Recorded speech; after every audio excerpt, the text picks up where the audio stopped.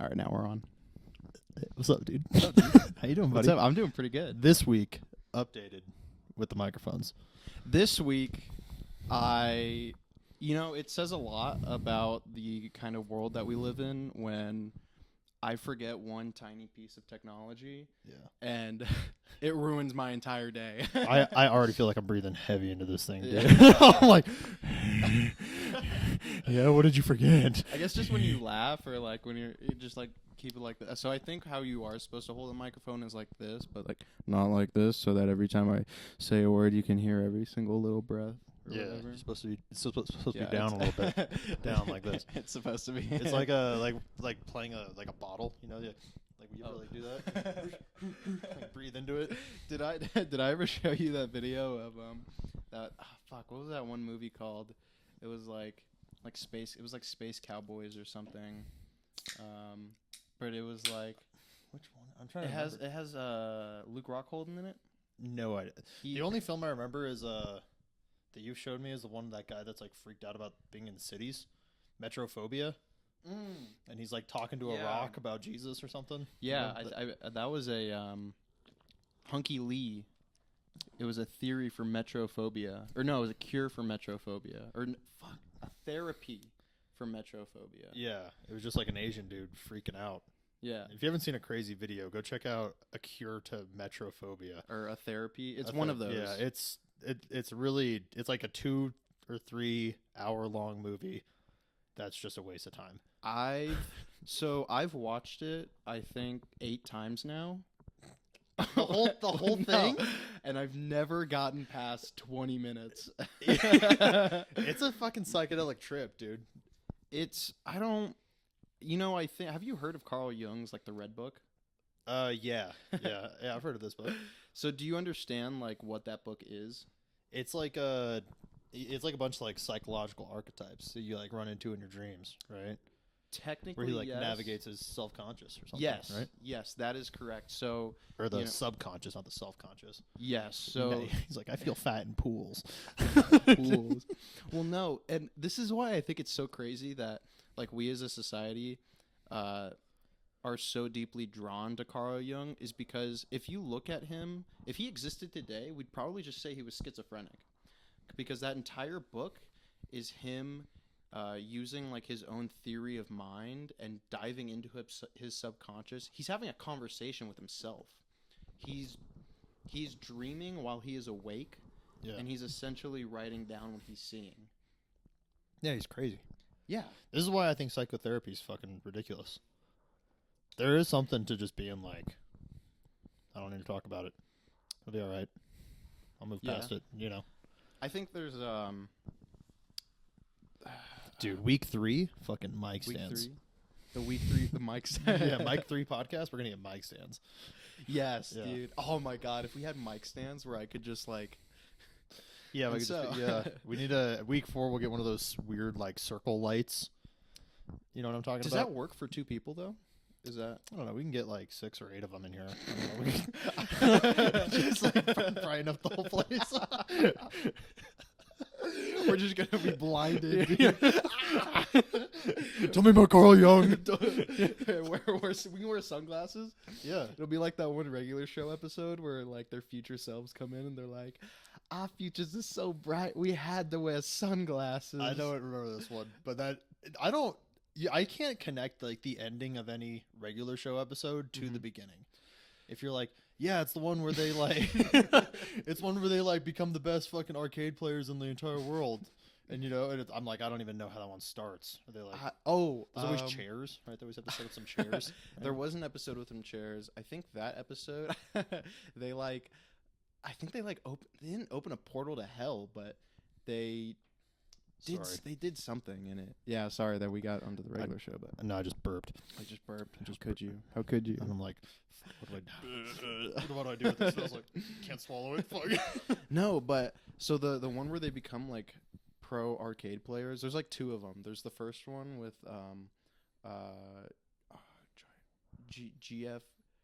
GFH or Hefe? RB, and it's like RB something. It's based off a real dude because that episode they like got sued for. Oh really? Yeah. I didn't know that. Do you remember the one with the giant floating head? obviously. well, no. Well, that episode basically, I think that's the episode that starts with them just going up to Benson and they're like, "Can we get a raise?" And Benson's like, "Yeah." Or they're like, "Benson, give us our money," and he gives it to them in like a plastic bag with like coins and shit. I don't remember this. And then they they go to an arcade, and then that's when they're Oh, that's right. That's right. Okay. Yeah, and so come back to me a little bit. They're playing like Break Your Bones or something. Yeah, it's some crazy game that isn't real. And then they become the best players of that arcade game. And then out of nowhere, a beam of light falls from the sky through this arcade, and a giant floating head appears. And I think his name is like RGF or something. Yeah. But it's the name is for because Rigby calls him like a giant floating head. Yeah, it's Dr. Disrespect or whatever. Dude, if you put sunglasses on him, he's basically Dr. Disrespect. Yeah, kind of. Damn, dude. So tell me about that massive shit you took earlier. Oh yeah, that's a good segue. We were talking on the phone earlier about dude, this shit changed me. It's been a very poop heavy day for me. I took 2 massive doozies. Like today. changed like your perspective like on life, or like just Well, you could take a lesson from it for sure. I can tell you the lesson that I learned from it. What's the lesson? I sat down on the toilet and I began to take a poop. 1 turd fell out of my body, and then I was it like a normal turd? Normal turd, totally fine. Okay. Well, it was a shorter turd. Shorter. Okay. And then following that one was a severe amount of pain.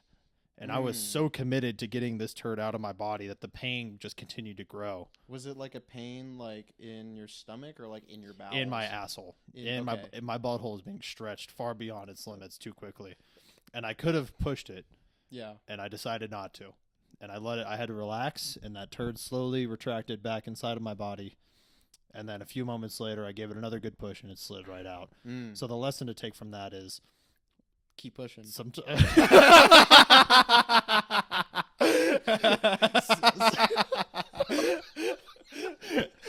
a lot of lessons to come out of that day. There's a lot of lessons that came out of you that day. Keep pushing. It's definitely fucking one of them. Sometimes you gotta stop pushing, dude. Sometimes, dude, I saw this video on Instagram. You've seen the videos of that AI dude who's kind of like in a weird claymation. He's just cursing while he's breaking down. I've seen it from your algorithm. Yeah. I mean, I'm for Lent, for Lord and Savior. I'm off of social media. Good. So I haven't really been getting a lot of that. But before we can go into this claymation guy. Yeah. But my weird algorithm is it's dub overs. It's like the Minecraft guy jumping on blocks doing parkour to retain your attention, and then it'll have like characters from Avatar.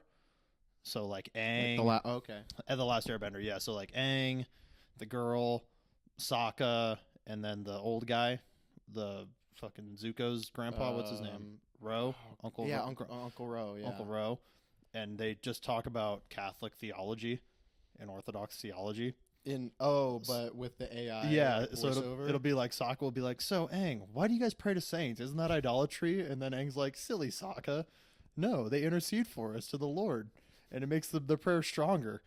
It's like having your friend pray for you. And I've seen dozens of these videos where they just tackle Catholic theology. So I saw a similar one, but it was Eminem. And Eminem was like, Juice WRLD. How do you calculate, what is 10% of like 9,999? Yeah. It's crazy math. And then it cuts to Juice WRLD and it's just his head. Yeah. And he's like, go on. It's like, I don't know, Eminem. How do you calculate percents? And then it goes back to Eminem, and he's talking about some weird equation to like calculate percentages. Yeah. And then I think Abraham Lincoln appears. Yeah. And he's like rationalizing between Juice WRLD's thought and Eminem's thought. This is the end of man. I don't think this is what Juice WRLD died for. Is he dead? Yeah. I'm gonna keep it real with you. I don't know who Juice WRLD is. So he's not XXX Tentacion. Yeah, that guy died when I was in boot camp. Okay. Continue. Okay. I believe. Don't quote me on this. I think he died before X, either before or after. But it was the same kind of reaction where everyone huddled in the restroom of high school and was singing Juice WRLD songs? Yeah, everybody was sad. Big sad. Yes, and now we're making AI voiceovers of Juice WRLD asking how to calculate percentages, and he is just beheaded. Yeah. That's pretty sick. Yeah. When I was in boot camp, I got pneumonia because everybody gets fucking pneumonia there. Okay. I was like so sick, and I had to go like get antibiotics and all this stuff from the doctor. And the doctor is just another like 20-year-old Navy guy. And like I was like 18, and the corpsman, he was like playing music out of his phone, and I was like, "Hey man, can I play a song?" And he was like, "Yeah, don't touch my phone because you're gross, but I will play a song for you." And I was like, "Thanks, man." And I played "Mother" by Danzig. It's a By great Danzig? song. Yeah, I played a Danzig song. I was Mother. Yeah. So I played "Mother" by Danzig, and I was like, "Man, that was sick." And he's like, "You want to know something crazy?" And I was like, "What?" And he's like, "XXX Tenacion died yesterday." Because I'm in boot camp. Like, we don't have phones. Like, we don't know what's going on out there. Yeah. And I was like, "Man, that's wild." And then I didn't really listen to that kind of stuff, so I didn't really care. And then later, I was like talking to a friend of mine that I don't remember the name of, and I was like, "Hey, you want to hear something crazy?" The fucking corpsman told me that XXX Tenacion died yesterday, and he goes, "Are you serious?" And I was like, "Yeah, he's dead." And he was like, and he started to cry. he started to cry because X was dead in boot camp, dude. And I was like, I've never really cared about any artist that much to start crying when they die. I don't know, dude. I've never forgotten that, where I was just like, "Hey man, you want to hear this crazy thing I heard?" And he was like, just started crying about it. It was kind of wild. It was a really like wild time. I feel like a lot of stuff. So I was still in high school when all that kind of stuff was going down. It all culminated in the bathroom. Yeah. Like even in boot camp too. Yeah. Everything happens in the bathroom. Yeah. Do you remember the Halo? Did you guys have the Halo meme where they were like, "Oh"? We never did that, but I saw those memes and they were pretty sick. Mm. You know, just getting the boys together and singing a choir song. You know? Yeah. It was everywhere. It was insane, and I there was actually kids getting in trouble for that. But it was like they're singing. The law came in, dude. Yeah. The parole officer for the school came in. He was like, "All right, I'm going to start writing tickets." This is taking away our freedom of speech. You know, our right to congregate. You have to sing Halo songs with the boys. You have to. You have to. What was this country made for? Singing. Yeah. Mother. Speaking of bathrooms, though, the claymation dude. Yeah, please. Let's go back to that. So, I mean, it wasn't anything really special, but he was just saying, talking about hemorrhoids. Yeah. And now I'm just completely paranoid about whenever I'm taking a shit. Have you ever had one? No, have you? It's hell. Really? It sucks, dude. Don't push. I keep pushing. Don't push. We got to really figure out the lesson from today. That turd had a message for me that we haven't deciphered yet. Maybe Carl Jung has it in his red book. Maybe. Maybe he was just describing the color of his hemorrhoid, dude. Yeah, that's why it's the red book. Hemorrhoids are hell. So what did the claymation guy say about hemorrhoids? Basically, it's just, when you're you have like this nerve, and when you're pushing too hard, it's like your poop is like pulling the nerve out, essentially. Yeah. Not the nerve. It's not. I don't think it's a nerve, but whatever, like starts. It's a vessel. It's a blood vessel. Yes. Yeah. It's like pulling the blood vessel open, and that's why it like sticks out of your ass. Yeah. So, and it hurts to walk after that. Really? Yeah, dude. Because I got a bad hemorrhoid. I was like still trying to be a strong man. Mm-hmm. So my diet was insane. I was just eating pork chops by the dozen, dude, just crushing them. Were you shitting hard? Shitting real hard. Yeah. And then I had to go. So I worked at I can probably say it now. I worked at Fort Pickett, Virginia. Okay. And what we were doing is when we were leaving Afghanistan, we had a bunch of like camps set up on the East Coast of America to help process in all these people that we were flying out of Afghanistan when we were leaving. Okay. And so I worked at one of those camps I worked at two separate camps. I can't remember the first one. I was at one for like maybe a week that I don't remember the name of. And then I worked at Fort Pickett or Camp Pickett, one of the two, for like 3 months or something like that. 3-4 months. And we would go on these like crazy fuck off patrols through the woods, like on this dirt trail. It was like 5 miles out on this fucking trail, just to make sure that no Afghanis were out there like butt fucking or being crazy out there. they were never that far out. We got kind of primal. We were like hunting animals at one point. We made like impromptu fishing hooks. We caught fish in like a pond out there. It was weird. But anyways, I had to walk like crazy distances every day. And one day I was just like, dude, something is fucking wrong with my asshole. Like something hurts. And then I tried to take a picture of it and I couldn't. And then shout out to Bauer. He's going to come into this. My boy, I was like, hey, I need you to look at my butthole.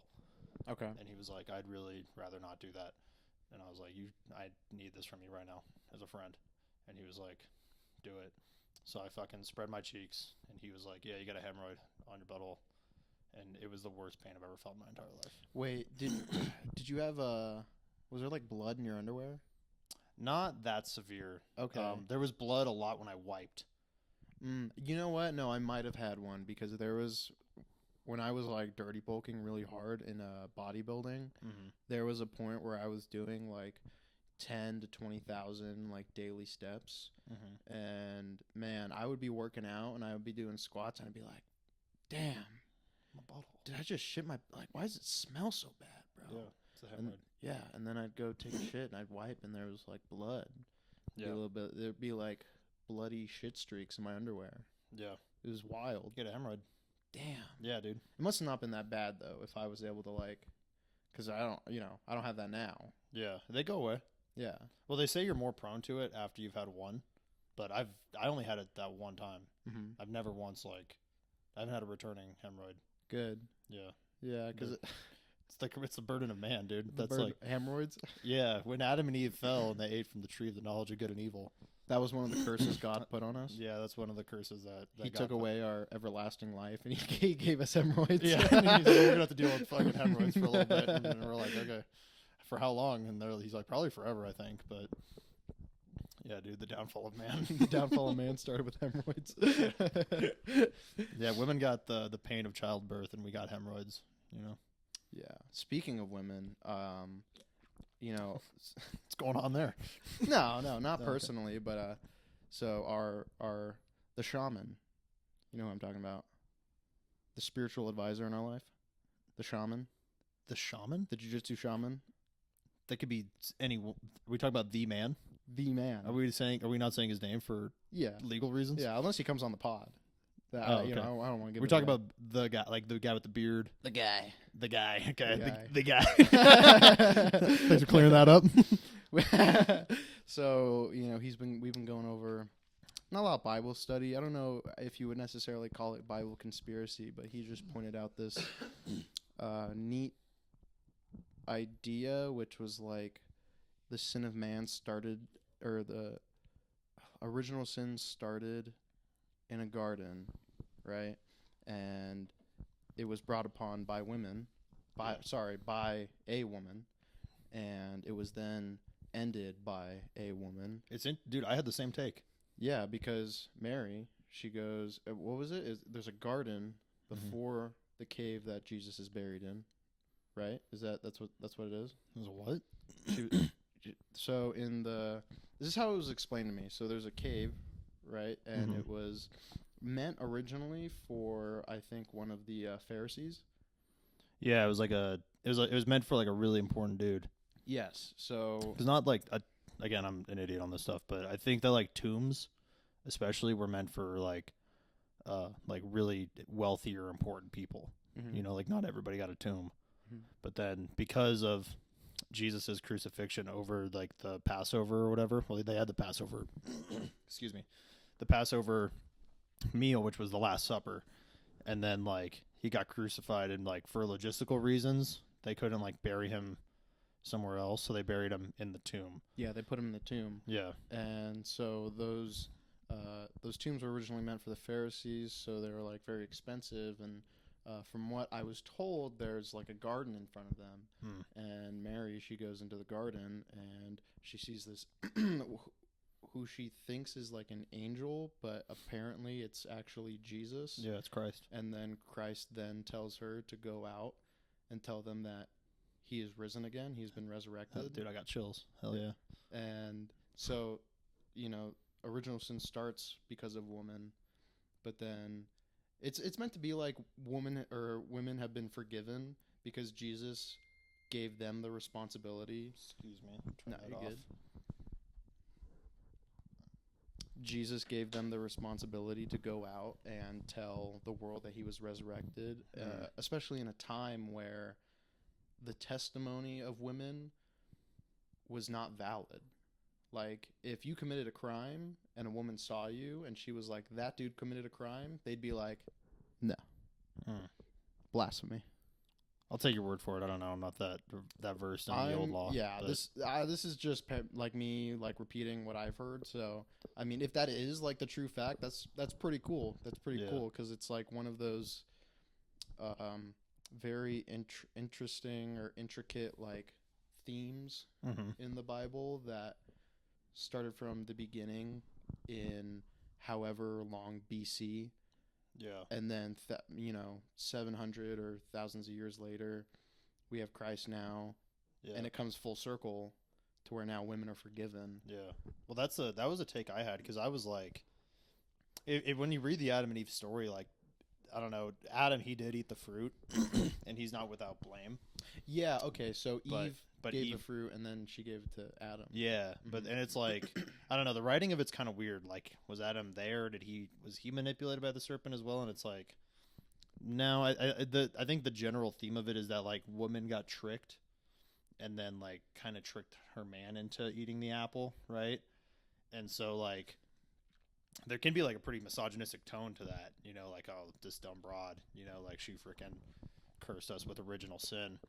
But one of the beauties of the story of the Bible, right, and then the truth of the Bible is that redemption arc that without the Virgin Mary, more honorable than the cherubim and beyond compare, more glorious than the seraphim, without that, the vessel that is Mary, that was sinless, there could not have been the birth of our Christ, of our Lord and Savior, Yes, sir. And that's like that, and that's like that. It can only be done by a woman, So like it kind of redeems in a way, like the act of the original sin, Yes. Gives man the avenues to be redeemed through their original sin. It's pretty sick, dude. I love the Virgin Mary. She's dope. Yeah. Have you watched The Chosen? I've watched like a few episodes of it. I haven't like watched all the way through. It's pretty good. Is it? I mean, I'm only on episode 3, I believe, which I feel like they could have gone with a better title. I mean, I don't think they meant anything bad by it, but it's either episode 2 or episode 3 is titled Jesus Loves the Little Kids or Little Children. Sick.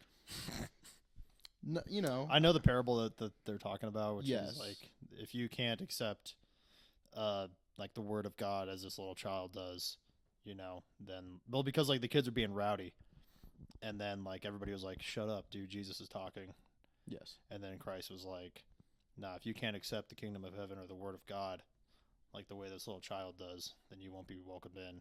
Yeah. And so there's like some wisdom to be taken from that. No, and the episode was great because what I got from it was like the overall message was that children can help the family grow in faith too, by holding so closely to the teachings of Jesus and God. I just think for the overall stereotype that some people may assume with certain aspects of religion and the church, maybe not the best title to go with. I feel like they could have.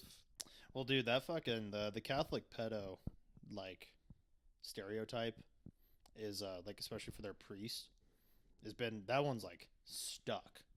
Like a lot of people talked about that, and it is like, it was like a problem, but as I kind of like walk through like my faith, I kind of like the Catholic, like less than 1% of the priests that were guilty of that crime, like that was like less than 1% of the overall clergy, and so it's like, and nobody's like, yeah, like that's awesome, it's like, no, that's the thing we're trying to fight against, like that is the fallibility of man, that is the sin of man, this is awful that this thing is happening, and so like it's kind of, and it's a big reason that I think a lot of Americans like reject Catholicism generally, like I can speak to myself that like I didn't really vibe with my church a whole lot, you know, like I've told you the story before where like I went to Easter Sunday and we were all like,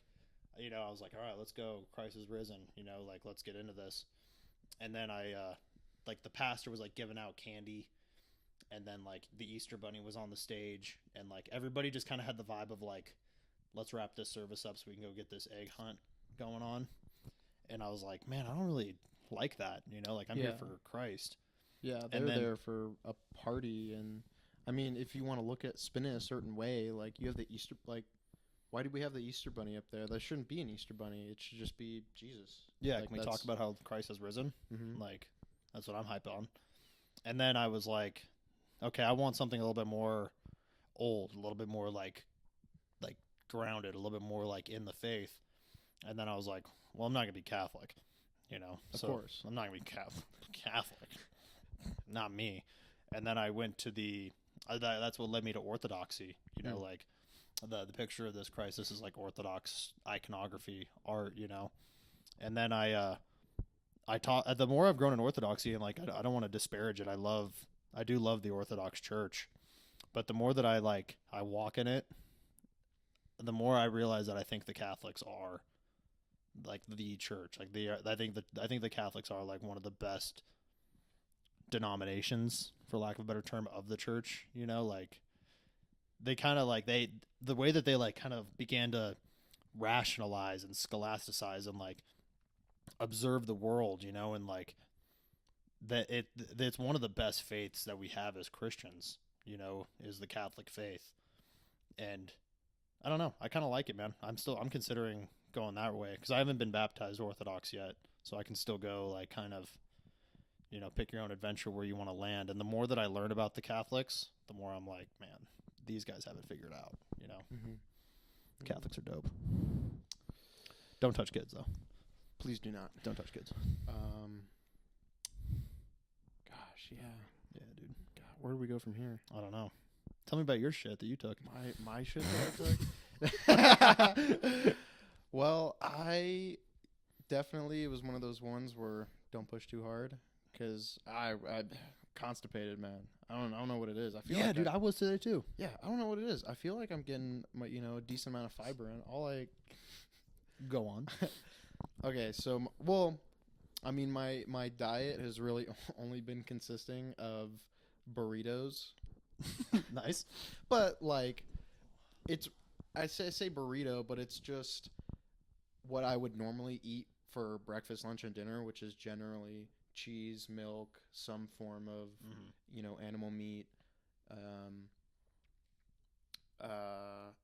stuff like that, and then it's just in a tortilla because it's kind of like a pizza. It's the best way to get into the body.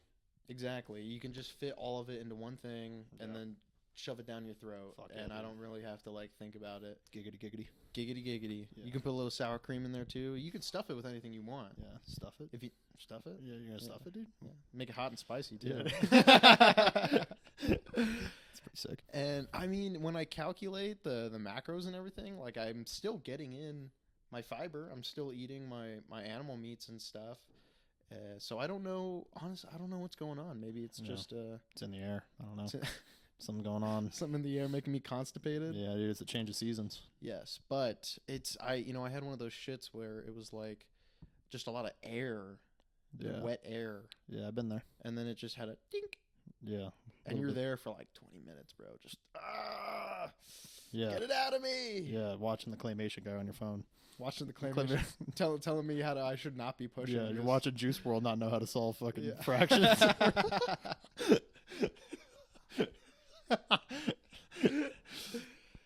Yeah, dude, this world is fucking it's over.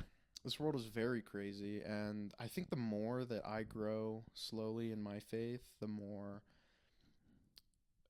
crazier it gets.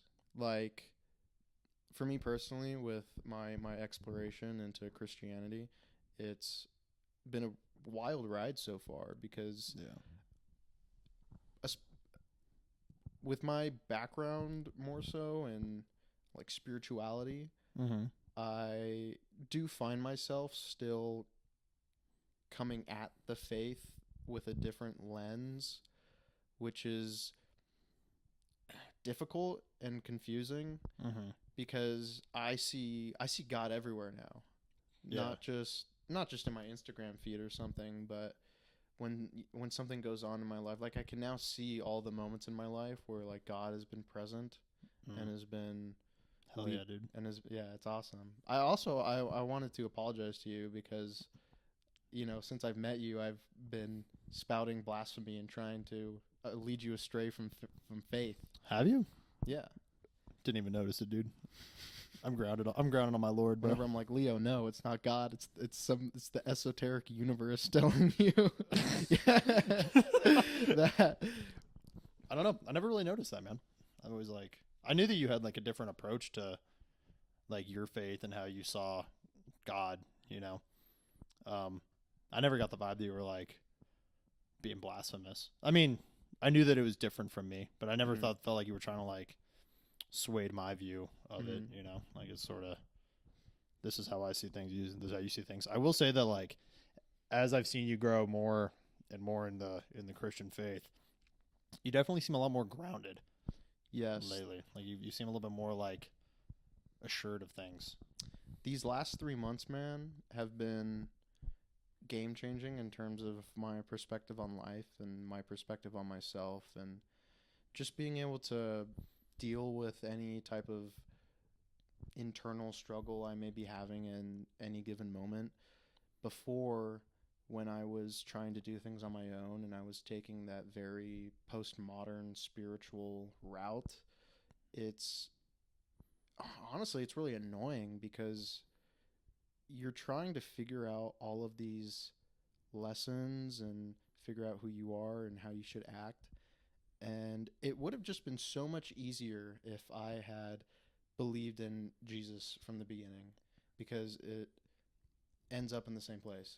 Preach, preacher. That's awesome. If you want to be a good person, just follow Christ. That's dude. It's the ultimate. It is the good, like it is anything that is not goodly or godly is something that is separated from that of Christ, which is, and this is the thing too, that kind of like, this is like a weird postmodern type of belief that I've run into with I don't know like the term for them, but like intellectuals, I guess.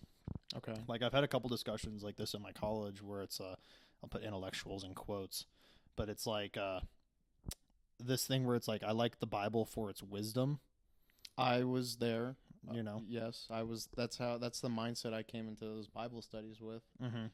Which, like, I guess inherently there's nothing like wrong with that. Like the Bible's a beautiful book and it is full of wisdom, and if whatever gets you to pick up the book and read it.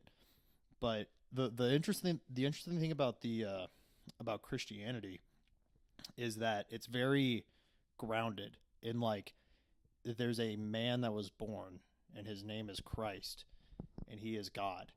Like that, and that's the pivotal issue of this, and that God, he was like persecuted for us, he died for our sins, and he rose again. And if you just go like, oh, that's ancient hogwash, that's nonsense, that's just something that they said back when, and that didn't actually happen, but the morality and the wisdom of the book still remains. Yes. You can't leave that's the pivotal issue of Christianity. St. Paul says that if Christ wasn't truly risen from the dead, then Christians are we should be pitied more than anybody else in the world.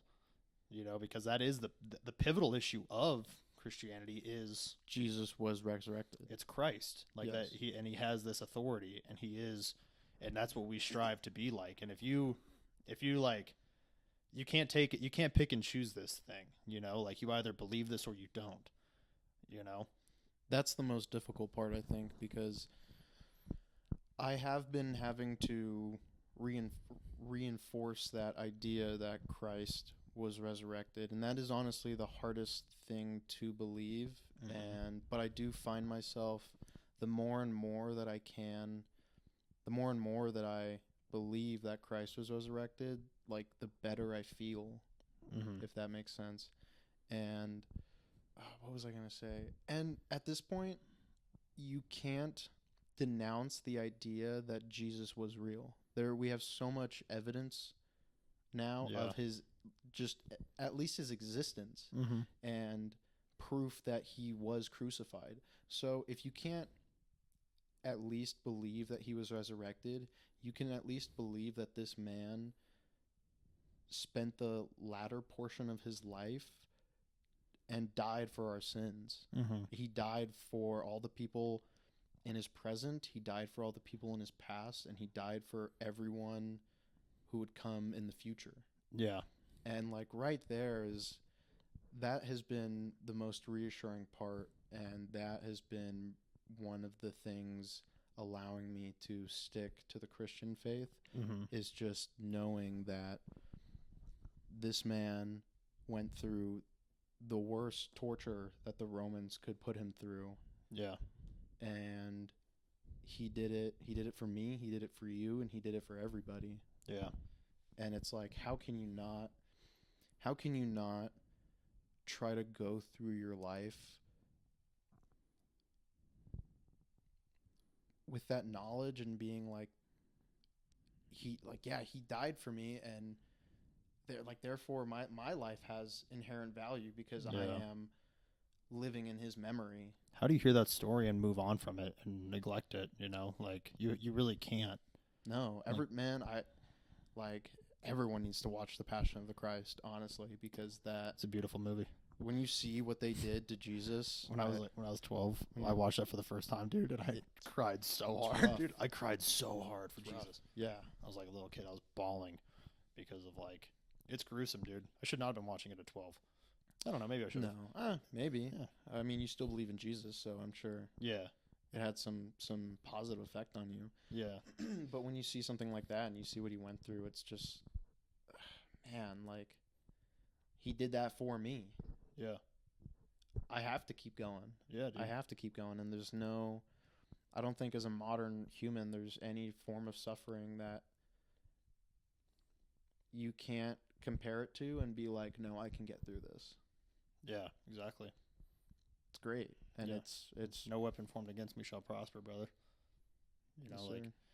and there's the thing about like Jesus, and when people talk about like the like when you want, like, and I understand these discussions, like I actually enjoy them, where it's just like, okay, did this happen?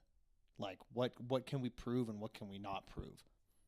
And part of the, and like you can rely on scripture, right, and historical accounts outside of scripture, you know.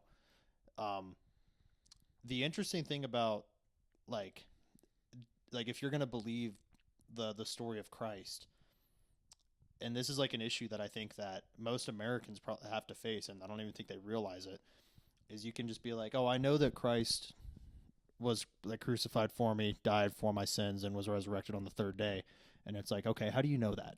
Where did you learn that? And you go, oh, I have the Bible, Matthew, Mark, Luke, and John. I have the epistles, which is the writing of St. Paul. And I have this book. This is my authority right here. And it's like, okay, yeah, it's a great, beautiful scripture. Like, I agree with it. Who wrote that? And you're like, Matthew, Mark, Luke, and John, St. Paul. Man, who preserved it? Who kept these books? And it's not just man, it's his church. Yes. It's Christ. Like there's a church that like these writings were made through like the guidance of the Holy Spirit, and it was protected and preserved and maintained through the church, you know. So you really can't, like, the scriptures are the utmost authority, you know, and like you have to, if it's not based off scripture, you should probably best ignore it, you know. Or if it's like something from the saints, you know, it's like the saints are not infallible, you know, like they are a beautiful source of wisdom, and I read from the saints all the time. But the Bible needs to be your cornerstone, right? It needs to be your measuring stick that you judge all things from. So, but it's kind of interesting, man. You really can't take the authority of the Bible without also recognizing the authority of the church. And sorry, getting a phone call. It's also the authority of the church, right? And that's where like you kind of get into this thing where it's like which church, when, and where. Gosh, sorry guys, like which church, when, and where, and that's like the Orthodox Church, the Greeks, the Russians, the Coptics, the Armenians, the Catholics in the West, right? Like the Byzantines, like which church preserved it the best, you know? And that's where I kind of go like, I don't know. I love Jesus. I have the book. It doesn't really matter to me at this point, but you still need to like give a nod, or you still need to recognize that a church has authority and that it's still around today. And you can kind of get and that's kind of where I'm at. I'm kind of lost in finding which church is that. You know, I'm like, what's going on with the Coptics? You know, like the Coptic Orthodox Christians. What do they believe? Like, I don't, and then you kind of get like lost in all this thing. But as long as you stay grounded and you're like, Christ is Lord, I know that. I have this book that says it. And it really helps guide you in your faith, you know. And not just the Bible, but your prayer with Christ is like probably the most important thing, you know, and like not getting too lost in the weeds, you know, because at the end of the day, it's just like, it's an act of faith that really is important, you know. No, and that faith is that's what keeps you grounded, and that's what keeps you connected to God. And I think one of the big issues I had with one of the big issues I find now with spirituality too is it's too open-ended. Mm-hmm. There is not because you're kind of constructing your own faith as you go. Yeah. And so there's too many possible liberties for you to take. You can be like, oh, I slept with like this many people, and you know, but that's just where I was at that point in my life. Yeah. That's just where I was at. And you give yourself, well, it's like, why aren't you there now then? Like, why is it a bad thing for you to do that today, but not yesterday? You know, like it's too ambiguous. Yes. And that's what I like too with the Bible, is that it does have clear guidelines for how you should behave. And when you adhere to those guidelines, I think 99% of people will find themselves much happier, and just, and it's so basic too. It's just, don't just give in to all your base human desires. Don't go around sleeping with as many people as you can. Don't go eating as much food as you can every single day. You know, anything that takes you away from your faith in God. Mm-hmm. And it's just really nice, because it does truly feel like there is a father, and there is a father watching me, keeping me in line, and in keeping me in line and keeping me on that narrow path, I can prosper. I can prosper. Even when it comes to something like business or any type of work, the best creatives flourish within constraints. Because learning how to... Damn, that was solid. Yeah. Because learning how to grow in constraints is it's the best way to build creativity when you have constraints. I don't know if that's making sense, but yeah, and... Yeah, I'm still like formulating this thought as I grow in my own faith, and just, putting those links together between faith and between what we view as just the modern world as it is. Yeah. I think is it's just nice, man. Well, it's weird, man, because like, especially to tie it back into like how crazy the world is, there's like, our generation is so bizarre in this way. Like, we have, there's been, this is like the greatest explosion of like Orthodox growth in the church. Like, there's new catechumens, which is like new members joining the church. Like, the percentages are way up right now. And like, and the same is for the Catholics.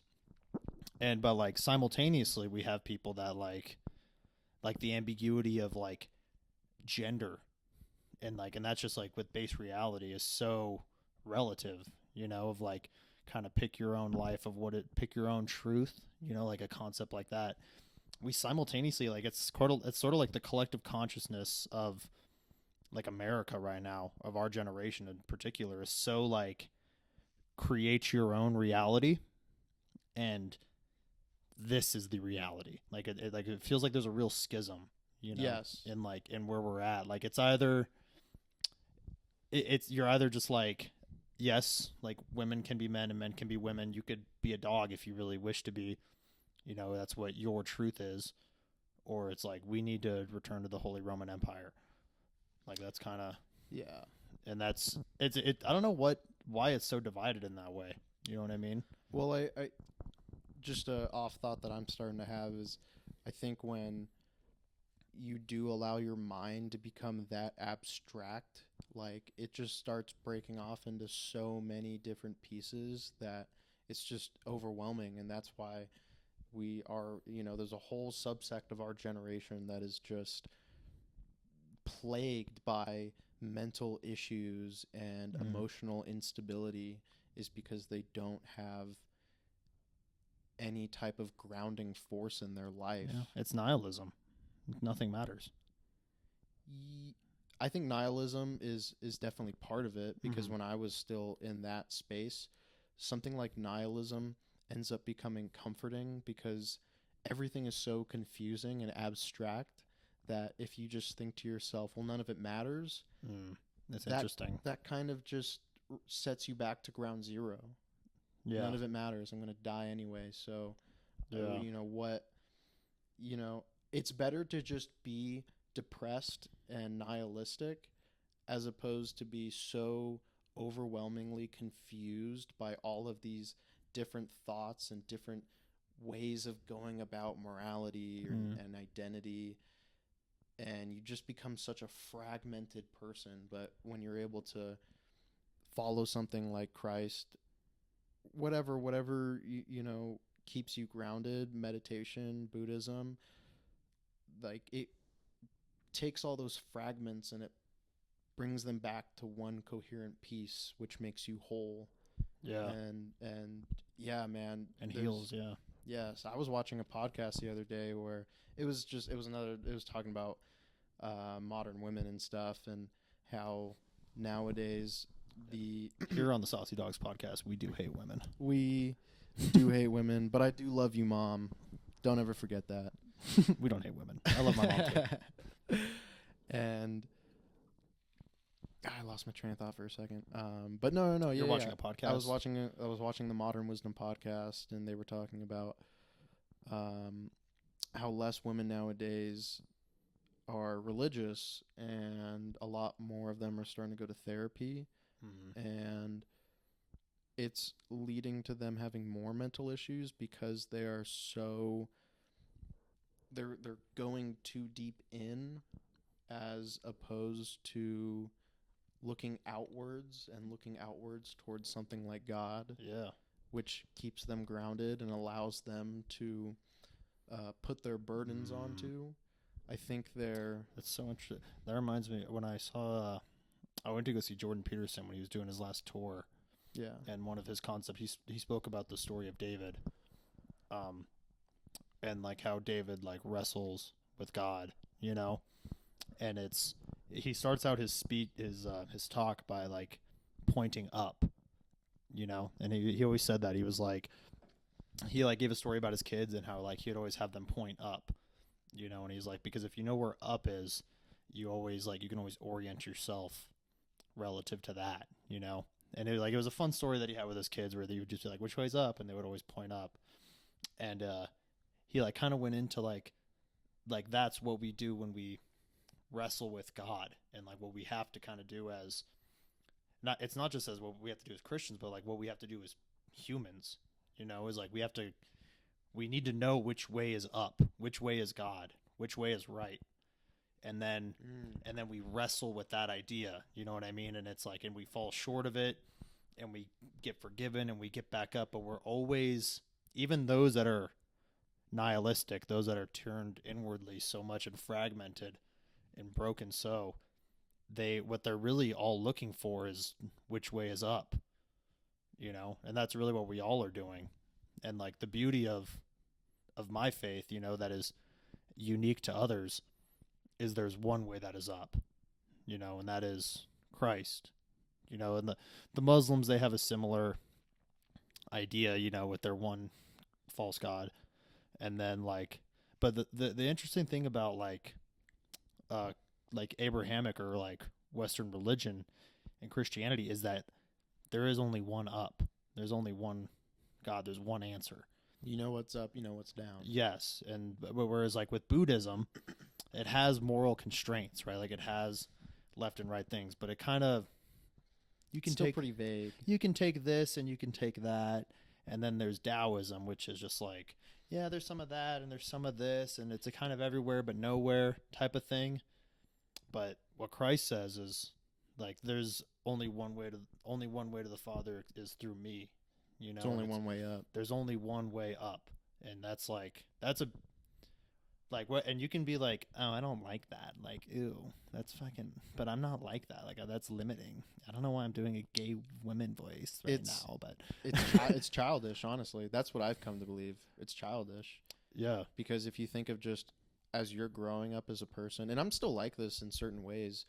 I'm very rebellious by nature, but I'm also rebellious because I'm 21, dude. Like I'm still a bona fide child. Yeah, dude. In the eyes of some people, and in the eyes of me for sure, dude. Yeah, young buck. Yeah, you're a fucking old man, dude. I am an old man. No, don't keep telling yourself you're old. Then you're gonna get old.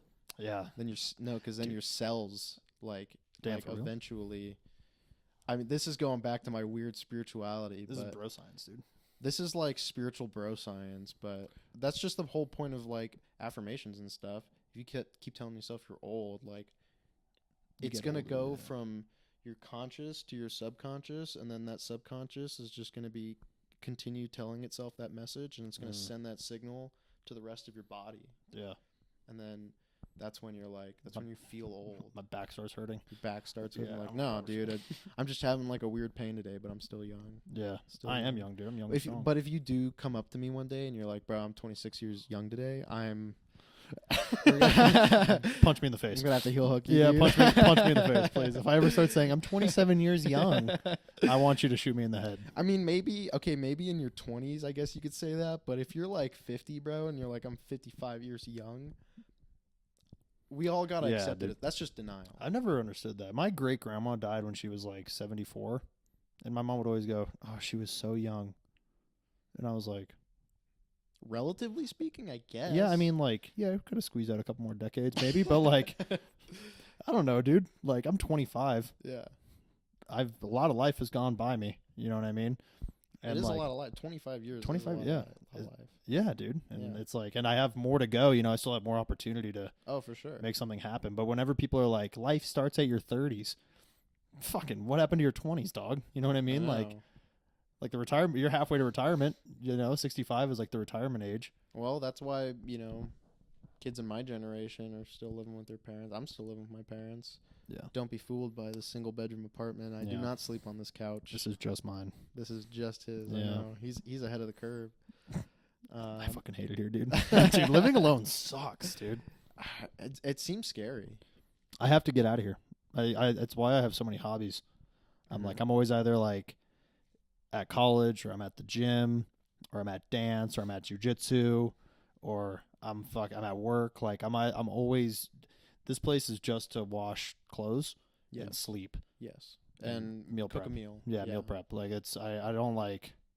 That's like This is like one of my metrics for if I'm gonna keep a friend in my life, or like if I meet a new person and I think they might be a good friend. If you go like, oh, what do you do? And they're like, oh, I watch this show. Like that's the only thing they got going on. Oh, like their hobby. Yeah, you're like, what hobbies do you have? And they're like, oh, I like TikTok, and I like White Lotus. We can get into that in a second. Yeah, dude, we got to talk about that guy. That guy's wild. But gosh. Can we take a break? I have to pee. Yeah, that's fine. Okay, we're gonna take a quick break. Quick break. Back. Chica, Slim Shady. I'm sick of him. Had to take a quick breaky there to get a nice little dump in. Dude, why do we have to? I guess I did talk about pooping earlier, so that's already off. Oh. But yeah, dude, I'm thoroughly flushed, and I realized how red my face is in the bathroom. Why do you think that? You think it's just from doing the pod? No, I got sunburned today working. Oh, so I was just like, man, I've just been talking about Jesus, just being the whitest man in Nevada. Sunburnt from a hard day's labor. The playback right now is great because I look really, because of this backlighting, I look really dark. Yeah. And you look bright, dude. Yeah, look at the lighting of that. You're like, your face is kind of darker. Yeah, but if I turn this off, wait, does that make it? Oh, that's not bad at all. That's actually not bad at all. Oh my gosh, I don't have to be the white knight, dude. I am the sun. What? Okay, what were we talking about before? I don't before the break. I don't have a clue. I feel like I want to talk about something today. We're going to dance after this. We are going to dance after this. We gotta wrap this oh up here. yeah, We gotta no. go How much dancing. time do we have left? We're gonna be there at 8:30. Yeah, but it's Latin time, so they start a little bit later. Is that any better? I don't know. We're gonna be out there for a minute. Yeah, it's a late night. Yeah. Do you have school tomorrow? No, I got Work? I'm working, but I'm not going out to Ferntucky. Ferntucky. I'm just working right here in Gardnerville, so it's like a nice. How long? way shorter commute. Yeah. Normally it's like an hour to get out to Fernley. Do you still have to wake up hell early? Like 6. You have to wake up at 6? Yeah. Oh, that's not bad. Yeah, it's all right. So Nice. We'll go do a little bit of bachata. Go do a little fucking dancing. A little bit of bachata. Yeah, that's why we're also wearing polos. We're not joining the alt-right. Yeah. We're not just. Oh my gosh, man! This actually. Have you seen the TV show Banshee? No. The one with White Lotus. White Lotus. That's what oh we my wanted to talk about. God, dude. That is. What are they doing? So crazy. This new season is okay. Have you watched any of the No, other I White know Lotus? Lucius Malfoy's dick comes out in that third season. in the recent season. The recent season. My math teacher talked about it. Oh my gosh. Yeah. Yeah. He was like, Lucius Malfoy's member makes an appearance, nice. and then all the girls in the class started giggling, and all the fellows had no idea what was going on. It's a really weird show. So the second season, I honestly fell asleep through through most of it. Mm-hmm. The first season is, from what I remember, is pretty good. It's just, do you know the premise? No idea. All I've seen is what my math professor talked about, which means that there's dicks in it, and then Yes. that one clip you sent me, Yes. which is wild. hilarious, Wild. so fucking cool. I watched it and and then I feel like we should talk about the clip. We should give some context about the clip first. So, spoilers ahead. I have no clue how long this is going to take. If you guys don't want any spoilers, I don't know. Skip ahead, and if you keep hearing about the White Lotus, just keep skipping. And if you get to the end of the video, I'm sorry. Yeah, because we need to talk about this guy. So I watched it the night prior to me sending it to you, and I was dying laughing, bro. It's so funny. First of all, Luke Rockhold, I believe that's his name. It's either Luke Rockhold or Adam Rockhold. I know it's Rockhold. Mr. Rockhold. Yeah. Mr. Rock. Flint Lockwood. Luke Rockhold. Yeah. So if you guys don't know, he is in a monologue scene with Walton Goggins, and he is explaining to Walton Goggins how he went to Thailand. His Thailand adventures. His Thailand adventures. He was, I believe, a tech CEO billionaire, and he's like, I'm going to go to Thailand, and I'm going to have sex with as many women as possible. Particularly Asian women. Specifically. He like weirdly made that emphasis. Yes. He's like, I like to fuck Asian women. Asians. No white women, black women, Asians. nothing. Yeah, Asians. he likes Asians. Which I thought was kind of like odd, because you wouldn't call Thais, they're Thais, they're not Asians technically. No, they're right? Asians. Oh, okay. Yeah, they're in the Pacific, dude. Okay, it's just when I think of a Thai person, I don't... Like, when I think of an Asian person, I guess I think of a Japanese person. Yeah, they're on an island in the Pacific. Yeah, and when I think of a Thai person, I think of more closer to, like, a Filipino person. Yeah, they're Asian, too. Yeah. Dude, you're just listing Asians. I guess I'm racist. Yeah. You're like, yeah, when I think of Asians, I think of, squinty-eyed, black hair, doing math. In Thailand, they're just dress up like girls or whatever. The guys dress up like girls, and they pretty much. And they do boxing. Yeah. Really good boxing. Yeah. They're really short, too, I guess. Yeah, Asians don't box. Yeah, I know. That's fucking crazy. And so Luke Rockhold is having a conversation with Walton Goggins, and he's like, yeah, I went to Thailand, and I was just fucking all these Asians. As many Asians as I could. I was taking an Asian home. I was paying Asians. I was having multiple at a time. Yeah. And then one day He's like, I fucked thousands of Asians. I fuck thousands of. He's got something. And he's like, you know what, dude? Maybe I'm looking for this thing, and maybe I like Asian. No, wait. And then one day. He does say that. Yeah. Yeah, he's like, I think he sees a white man with an Asian, and then he gets a thought. No. That's not what it was. No, what did He was saying, where was the segue like into? he was like, one day, like, he was just like fucking all these Asians, and he started thinking, like, he's like, you have that sex with that many women, you start to like think about it and begin to analyze it. And he's like, why am I having sex with all these Asian women? And then wasn't he like, and then I started to think, what's it like to be one of these Asian women? What if it's like, maybe I don't want to, maybe I just want to be like them because they're the opposite of me. Yes. Yeah, maybe I want to be like them. Yeah. And then it goes off the rails, dude. So crazy. And it is the most amazing scene, and it is the best well-acted scene I've seen in a very long time. I have no clue how either of these men were able to just get through. Walton Goggins especially. The guy, that's the one that was listening to the monologue? Yes. Oh, yeah, dude. How many times would you have to film that?